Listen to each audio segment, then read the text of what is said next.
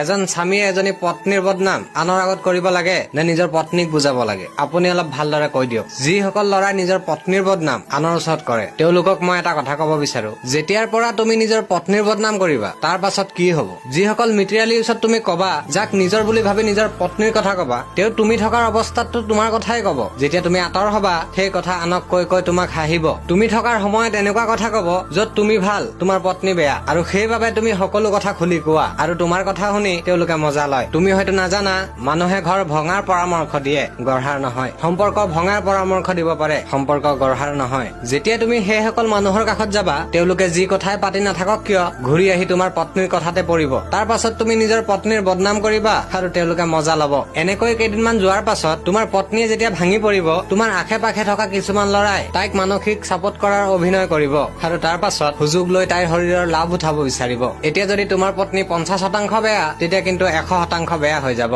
তাৰ পাছত তোমাৰ কৰিবলগীয়া একোৱে নাথাকিব। এটা কথা মনত ৰাখিবা, মানুহৰ ওচৰত বদনাম কৰিলে তোমাৰ পত্নী ভাল হৈ নাযায়, তাই ভাল হব তুমি বুজালে। তাৰ পাছতো যদি ভাল নহয়, তেতিয়া 2-3টা লগাই দিবা, তাত কোনো আপত্তি নাই। এনেকৈ মানুহৰ ওচৰত বদনাম কৰি নিজৰ সংসাৰখন বৰবাদ নকৰিবা। আৰু এটা কথা, সংসাৰ ভঙাৰ পৰামৰ্শ সকলোৱে দিয়ে, কিন্তু এই শামছুল ভাইয়ে সংসাৰ গঢ়াৰ পৰামৰ্শ দিয়ে। গতিকে ফল' কৰি ল'বা। ধন্যবাদ।